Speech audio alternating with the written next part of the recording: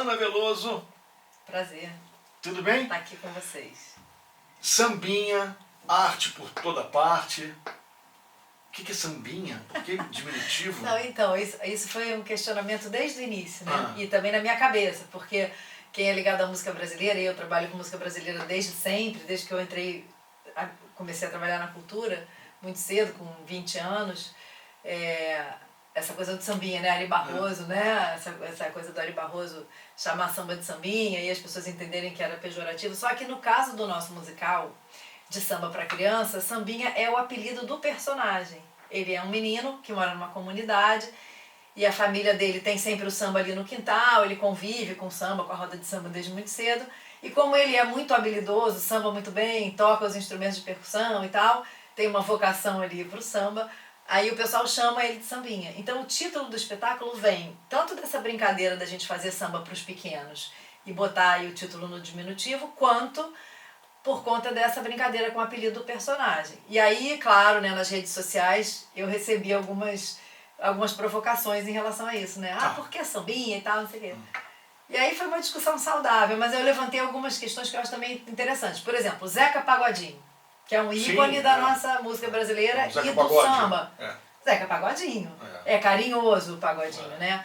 A Heloísa Perricet e a Ingrid Guimarães lançaram há muitos anos atrás um espetáculo para criança, o Cosquinha, que era o diminutivo de cócegas delas, que tinha feito muito sucesso também. Então, um pouco dessa brincadeira. E aí eu fui falando várias coisas, né? O Vinícius era chamado de poetinha, isso nunca foi pejorativo, muito pelo contrário, né? Eram os amigos que carinhosamente chamavam Toquinho. Então a gente tem muitos casos de diminutivo na música brasileira que não são pejorativos, e no caso do sambinha, certamente não é. A gente ama samba, a gente acha que a nossa equipe toda trata o samba com o maior respeito, como um patrimônio da cultura brasileira. Então sambinha é carinhoso. Tá, então beleza, tá tudo certo. Teatro Laura Alvim, não é Teatro isso? Laura Alvim, de 5 de novembro a 26 de novembro, sempre aos sábados e domingos, às 16 horas. Inaugurando aí um novo momento depois da pandemia. Espero que o Teatro Laura Alvim passe a ter infantis sempre. Sim. E vire um polo aqui para as crianças. E a pandemia, como é que foi? A pandemia foi difícil para a cultura, né? A gente falando arte por toda parte, né? A pandemia foi o contrário disso. A gente precisou afunilar todas as artes para a internet, que é uma coisa que é legal por um lado. A gente chega em lugares que a gente não pensava em chegar antes. Eu fiz vários projetos, né? Online, num momento ali de tentar estar junto com o público, estar junto com os parceiros. Foi um momento de descobrir esse novo meio. Eu que sou do teatro, né? Minha formação, minha carreira toda foi mais no teatro do que nas outras artes, nos outros meios. Mas assim, não é para quem faz teatro e para quem faz a cultura de forma presencial, né? A internet tem muitas limitações. Então a gente se falou muito nisso, né? De repente o teatro vai diminuir a demanda, as pessoas vão querer ver teatro na internet, e hoje a gente está vendo que não. A gente está tendo uma sensação de que o público está chegando, né? Que o público está chegando aí com vontade de voltar para o olho no olho. A aula online também, eu tenho visto muitos professores falando isso, que a aula online foi bom, veio para ficar, foi mas necessário. A procura aumentou para a aula presencial. Porque a gente experimenta, né? A aula online e a aula presencial, e a qualidade é outra, né? E aí você, eu só posso fazer online, então não tem jeito. Então, aí faz. Aí faz. E você falou do teatro, quanto tempo você está no teatro? Olha, eu comecei a fazer teatro com 18 anos, aqui na Laura Alvim, casualmente. Então, tem muita pergunta então aí. Peraí, tem muita pergunta. É verdade, tem muita pergunta, porque você está respondendo já uma pergunta, a minha última pergunta. A minha pergunta é, quando foi que você descobriu o teatro e quando foi que o teatro descobriu a Ana? Então, eu acho que eu nasci com o teatro já nasceu em mim, né? Eu muito pequena, por isso também essa minha aproximação do teatro para criança, porque quando eu era criança eu tinha muita paixão pelo teatro. Eu fui ver Patinho Feio no tablado, eu devia ter uns 6, 7 anos, e a minha sensação era assim, eu não queria estar na plateia, eu estava infeliz na plateia. Apesar de estar adorando a peça, eu queria estar lá, eu queria estar em cima, eu não queria estar ali embaixo. Então essa sensação era presente para mim sempre. E aí eu andava com uma malinha CTI, Centro de Teatro Infantil, e botava a família toda para assistir, para pagar ingresso. Isso desde sempre, né? Eu catava a roupa de todo mundo, a peruca de um, o sapato do outro. ia fazendo um acervo ali. E aí, por uma questão ali, não sei se pressão familiar, não sei exatamente identificar, eu acho que também porque eu vi a Bruna Lombardi fazendo uma juíza numa novela, e eu achei que eu queria ser juíza. Na verdade, eu queria ser a atriz fazendo a juíza, eu acho, sabe? É bem acho diferente. Que era por aí. Mas eu fui fazer Direito. Então eu me formei em Direito, mas no meio da faculdade, fazendo a faculdade de Direito, eu fui pra Cal. E aí me formei na Cal também, atriz. E quando acabou a faculdade e a Cal no mesmo ano, eu fiquei 2 anos trabalhando. Você fez Direito? Fiz Direito na UFRJ mesmo... de manhã. E Cal eu fazia à noite. Muito doido isso. E aí eu fazia estágio de tarde. Então eu saía de casa às 6 da manhã, chegava... A gente jovem faz muita coisa junto ao mesmo tempo. Né? É verdade. E aí eu fazia tudo ao mesmo tempo. Só que acabou junto, em 92. Eu acabei a faculdade de Direito e acabei a Cal. E aí fiquei 2 anos estagiando, mas já fazendo teatro. Já fazendo algumas peças, convidada ali. Mas eu queria muito escrever, sempre gostei de escrever. E aí eu conheci a minha sócia, que é minha sócia até hoje, que está no Sambinha comigo, como atriz e produtora também, a Vera Novelo, que era minha colega da Cal. E a gente começou a escrever junto e começou a produzir, enfim. O primeiro projeto profissional de teatro que eu produzi foi um Pixinguinha no CCBB, com o CCBB começando a sua história, com a Lei Rouanet começando a sua história. Eu me formei em 92, a Lei Rouanet é de 91. Então eu falo assim, para os produtores e artistas que começaram a carreira junto com a Lei Rouanet, foi mais fácil entender a lei, e eu era do direito também, né? Então entender a lei e usar essa ferramenta tão importante, né? Que movimenta tanto a cultura, que foi tão demonizada nos últimos tempos. Sim, e que as pessoas não conhecem, se conhecessem não falariam tão mal, né? Sem saber. É um outro assunto, mas enfim. E aí eu comecei a produzir, comecei a entender a lei, comecei a poder dar suporte para outros produtores, porque como eu tinha acabado de me formar, a legislação para mim não era um bicho de 7 cabeças, então eu fui estudar as legislações de incentivo, né? A primeira foi a Rouanet, depois as outras. E aí por conta disso eu acho que eu tive uma facilidade também na produção. Os primeiros centros culturais que começaram a abrir com um diferencial, né? Do produtor que tinha pequenas cotas de patrocínio, sim, que produzia muito dependendo também desse retorno da bilheteria. E aí assim, ao longo desses 30 anos, muitas mudanças, né? A mudança muito expressiva na comunicação, como a gente divulga nossos espetáculos, como a gente chega no público, a oferta, né, do streaming na casa da gente. Interessante você falar sobre que isso. Muda, né, totalmente a perspectiva, né, do público que tem que sair, até para ir ao cinema. Você tem o cinema na sua casa hoje, né? Então eu fui vivendo todos esses anos de modificação. Mas o primeiro curso amador de teatro que eu fiz foi aqui na Laura Alvim, com o Fábio Pilar, que já faleceu. E foi assim um divisor de águas na minha vida, porque eu descobri que era isso que eu queria fazer. Eu passei para o segundo semestre no Direito e eu ia ficar 6 meses. Eu passei para o UFRJ, meu pai não podia me cobrar nada, né? Nada. Passei para a Federal. Você não ia cobrar nada dele? Né? Tava bem, falei, bom, beleza, me dei bem.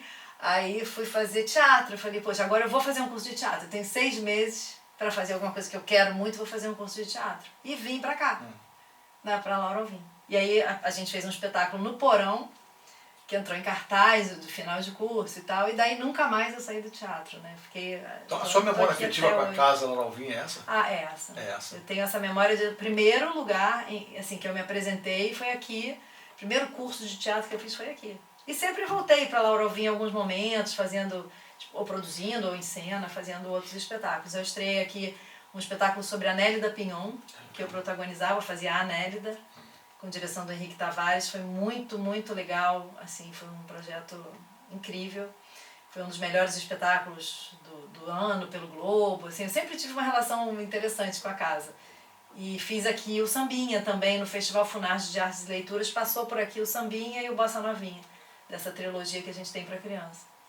Vou fazer uma pergunta, onde anda o Direito hoje? O Direito está adormecido lá atrás, lá em 92, lá, né? No início da década de 90 ele ficou lá. Eu de vez em quando uso ele um pouco, assim, né? Quando eu preciso fazer uma prestação de contas, responder uma diligência. Isso aí, tem que fazer. Porque agora, assim, eu não faço só para mim, né? Agora os colegas me pedem, me contratam muitas vezes para fazer prestação de contas, resposta de projetos que têm... Essa prestação de conta é uma dor de cabeça. E aí o Direito aparece para mim, é bom, porque o vocabulário não é tão... não é tão simples. Assim, uma coisa tão... Não, e para mim não é tão estranho. Pois é, mas assim, então eu vou te fazer uma pergunta. Qual é a importância do patrocínio para projetos culturais? Olha, eu acho que assim, os questionamentos são vários, né? Eu já ouvi muita gente dizer, o patrocínio matou a plateia. O público, o artista, o produtor, ele não quer mais, não interessa, eu ouvi isso muito, não interessa para o produtor seguir com a sua peça por bilheteria porque ele quer um novo patrocínio para fazer uma coisa nova. Vale mais a pena, né? Assim, porque você tem cachê, né? Você recebe um cachê fixo para fazer seu trabalho. Você não depende da bilheteria. Eu sei, mas o teatro não é Só isso. que, Né? só que Quem faz teatro, esse olhar, né, essa visão, ela não procede, né? Porque o teatro hoje, assim, ele não se mantém com a bilheteria. Por uma questão de que o público pode pagar, falando assim um vocabulário para todo mundo, né? O valor que o público pode pagar o ingresso não banca os custos de manutenção de um projeto. Muito menos ainda os custos de produção. Né? As pessoas não têm noção, né, de quanto uma produção teatral, uma peça infantil, por exemplo, né, que existe até essa diferença, né, os patrocínios para infantil são menores e tal, não deveriam ser, mas são. Uma peça infantil e tal. Quanto essa produção movimenta em termos de valores de cachê, de compra, de aluguel, de material, de serviço, de transporte, enfim. Né? Como essa cadeia criativa gera emprego e gera movimentação econômica, né? Na região onde ela está ali inserida. Então o patrocínio, ele não é muito diferente do que as pessoas pensam, né? O artista recebe o patrocínio e fica com aquele dinheiro todo para ele. De maneira nenhuma. Para ele, vai viajar. Né? Viajar, comprar um apartamento. Se der, ele vai gasta alguma coisinha ali. Não, o dinheiro do patrocínio ele vem para custear, enfim, uma produção que tem uma equipe grande, normalmente, né? Uma equipe que não aparece, né? Isso também é uma coisa... Às vezes você tem um monólogo, você tem uma peça com 2 atores, mas a equipe que está por trás não interessa se no palco tem 2 ou tem 10. A equipe que está por trás, normalmente, ela tem aquele mesmo número de pessoas, ou parecido, né? Então, o patrocínio é muito fundamental. Acho que sem patrocínio a gente não realiza em todas as áreas da cultura. E, através das leis de incentivo, a gente consegue ter uma aproximação com as empresas, porque elas vão empregar nos projetos recursos que não são mais recursos da empresa, e sim são recursos de imposto. Pois é. Na verdade, a empresa tem que pagar, né? A empresa tem que pagar. Teria que pagar. Então, para fazer isso... tem que pagar o imposto de qualquer maneira. De qualquer maneira. Então... O que a empresa faz é antecipar um pouquinho o pagamento desse imposto, no caso da Lei Rouanet. Né? E também aí as pessoas falam, então, poxa, então a empresa não devia poder botar o nome dela, porque se o dinheiro não é mais dela... Mas o que acontece? Primeiro, a Lei Rouanet ela promove uma descentralização de quem decide para onde o patrocínio vai. Né? Se você tem o recurso do imposto que vai para os projetos, se ele vai direto para o Ministério ou para a Secretaria de Cultura, a Secretaria centraliza aquele recurso. Primeiro, a máquina pública vai ter que ter um custo enorme para fazer esse dinheiro se movimentar pelo país. Né? E você vai ter uma centralização, na decisão de para onde o dinheiro vai. Sim. Quando você distribui através das empresas, né, a empresa não paga o imposto todo, né, para a fazenda. Ele vai pagar um pedacinho desse imposto direto para projetos culturais. Então, cada empresa que paga imposto de renda sobre lucro real, não é qualquer empresa, né, são empresas médias e maiores, elas vão ter possibilidade de diretamente escolher os projetos. Então, a sociedade civil, de alguma forma, através das empresas, ela está decidindo também. E aí, em cada região, em cada estado... Estamos uma aula, né? Eu sou professora de produção da CAL também. Agora não sou mais, mas fui durante 12 anos. Mas você falou agora lucro presumido, então não pode, só real? Não pode, só real. Só imposto de renda sobre lucro real. Porque quem paga sobre o lucro presumido já tem um benefício fiscal, já paga menos, né? A empresa que paga sobre lucro real, ela paga 25%, né, do lucro de imposto de renda. Então ela tem um benefício. Se ela normalmente a empresa que paga imposto sobre lucro real, ela emprega muito mais gente, né? Ela tem uma atividade que vasculariza economicamente muito mais. Enfim, né? O sambinha, vamos voltar ao sambinha, que está ficando pesada a história. O sambinha ganhou, o teu texto ganhou prêmio, né? Ganhou prêmio, ganhou. Foi muito legal. Porque eu já escrevo há bastante tempo, eu tinha já alguns textos encenados para o público adulto. Eu nunca tinha escrito para criança. É mais difícil? É mais difícil. Claro. Quer dizer, é mais difícil. Tem um lugar, né, que você tem que descobrir, e aí para mim, como autora, é uma coisa muito pessoal. Eu não queria escrever um texto só para criança também. Eu queria escrever um texto para criança, mas porque o público do infantil não é só a criança. Não. Você tem o pai, a mãe, a babá, a avó, a tia, a família, né? Você tem um mundo dividido no teatro. Você tem o irmão que é mais velho. Então, o desafio para mim era que a historinha chegasse na criança, né? A dramaturgia chegasse nesse público-alvo principal, que era a criança, mas que quem estivesse no teatro junto não ficasse entediado ou não achasse aquilo uma chatice, que acontece muito, né? Eu fui escrever para criança porque eu comecei a levar minha filha para ver teatro infantil e muitas vezes eu ficava muito entediada, né? Ela até às vezes gostava da peça, mas eu ficava muito entediada, achava aquilo muito chato. E eu falava, poxa, eu paguei o ingresso, eu sou público também. Eu vou passar 1 hora aqui, né? E também eu quero assistir também. Quando eu levava minha filha, eu via os pais com o celular vendo um jogo de futebol. Muito chato, né? Então eu falei, não, eu quero escrever para criança, mas eu quero escrever para todo mundo. E uma outra coisa é que a gente falava muito e fala muito em formação de plateia, né? E aí são duas coisas. Existe uma questão que é social, né? Que é você dar acesso a plateias que não têm como pagar o ingresso ou que não tem como se locomover de um determinado lugar para ir a um teatro, né? A gente vai muito para a periferia com esses espetáculos de música para criança, né? De teatro musical para criança. E a gente encontra crianças que estão indo pela primeira vez, muitas vezes, né? A escola leva. Agora o Forró Miudinho, que é o terceiro dessa trilogia, a gente está fazendo uma circulação com a Funarge em teatros fora do eixo Centro-Zona Sul. A gente fez Teatro Mário Lago, na Vila Kennedy, que é uma comunidade bastante árida assim, em relação à questão da cultura, né? Você tem um teatro, que é o Teatro Mário Lago, da Funarge. Nem abre para o público, quando é para criança, para o público espontâneo, porque a população da área não tem o hábito de ir, mas aí a gente faz fechado para escolas. E foi a coisa mais linda do mundo, né? 210 crianças da comunidade assistindo, indo pela segunda vez ao teatro e vendo um espetáculo de música brasileira, de forró, então foi muito bacana. E aí quando eu fui escrever o Sambinha, eu falei, não, tem que fazer um espetáculo para todo mundo, a criança tem que entender, o adulto tem que gostar, e a gente tem que criar, ainda nessa questão da formação de plateia, uma experiência bacana no teatro para que aquele público queira voltar. Eu acho que a formação de plateia passa por aí, né? Em criar uma experiência que realmente faça a criança querer voltar, né? Então não dá para fazer uma coisa assim, vamos fazer para divertir só, para entreter só, para manter a criança aqui ocupada por 1 hora. Não. É uma coisa que faz a criança querer voltar ao teatro. O teatro tem que ser uma experiência, a primeira experiência, a segunda, a terceira, tem que ser muito legal. Senão depois você perde esse público, né? E o teatro é tão transformador, né? Eu acho que é um público que a gente não pode perder. Claro.